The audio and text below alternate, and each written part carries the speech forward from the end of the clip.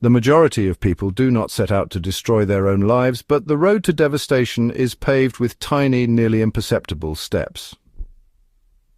Anonymous. There is a cold, quiet truth about married women that most men do not understand. It's the truth that makes them the easiest target, not because they're weak, not because they have no morals, but because human nature is drawn to temptation. No one wakes up one morning and says, "I think I'll betray everything I've built." It happens in the smallest moments. The innocent conversations, the lingering looks, the way her heart beats a little faster when she gets a message from somebody else besides her husband. Psychologists have studied it for years. They call it the slow erosion of boundaries, one step at a time, one thought at a time, until the day she looks in the mirror and doesn't recognize the woman staring back at her. So why are some married women such easy prey? And more importantly, how do they justify it to themselves? That's exactly what we're about to expose. Let's get started. Title: The Unspoken Void.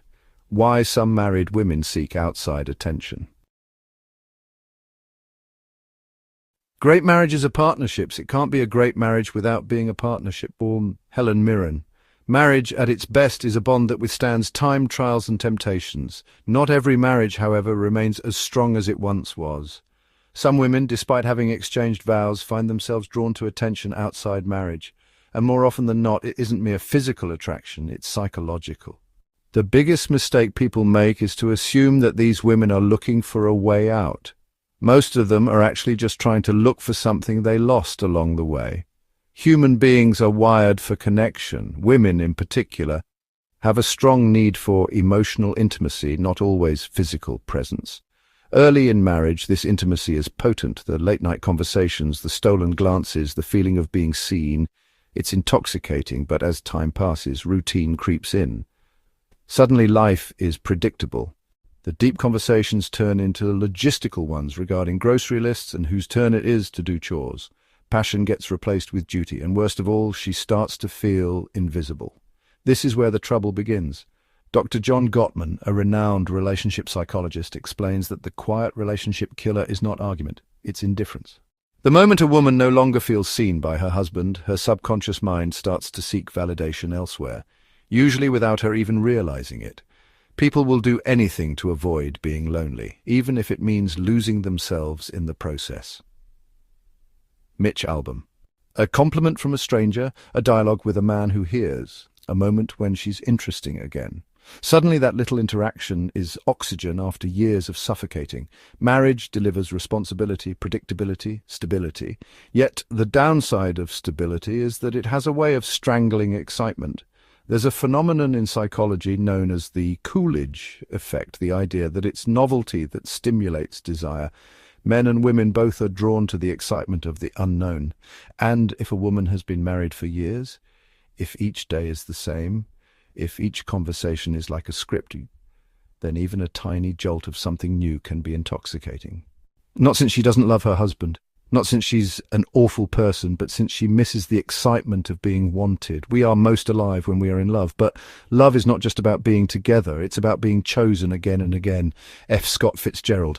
When a woman is being pursued, when she feels as though she has power over a man's desire, it reminds her of a version of herself she believed was long lost. The younger version, the confident version, the one who felt naturally desirable, and so although she never intends to cross any lines, she might find herself getting closer to them, because in those moments, she feels alive again. Social identity loss is another unrecognized reason that some married women become susceptible to external validation.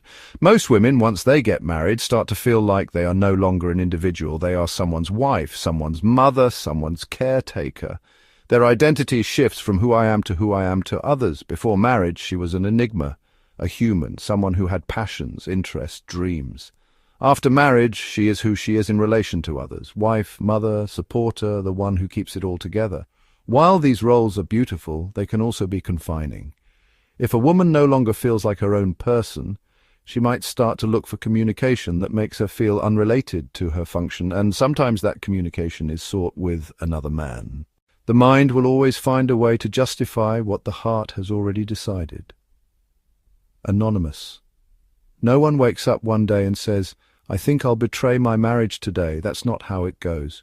When a married woman begins to do emotionally or physically risky things, it doesn't happen overnight.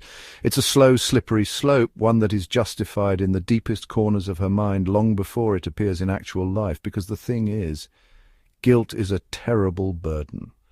And if someone can convince themselves that what they're doing isn't really wrong, they no longer have to carry that weight. So how does this happen? How do married women rationalize crossing the line? At first, everything feels innocent. It's just a little attention. What's the harm? I'm just talking to him. There's nothing wrong with that. It's not like I'm cheating. I'm just enjoying the moment. The human brain is a master of self-deception. When something feels good but goes against one's moral values, the brain makes excuses to bridge the gap. Psychologists call it cognitive dissonance, the tension that arises when beliefs and actions conflict. And when that tension becomes too much, the mind distorts reality to protect itself. The easiest person to fool is yourself. Richard Feynman. So a woman who was once completely committed starts to play games in her head. She downplays her actions. It's just flirting. It's not like I'd actually do anything. She blames others.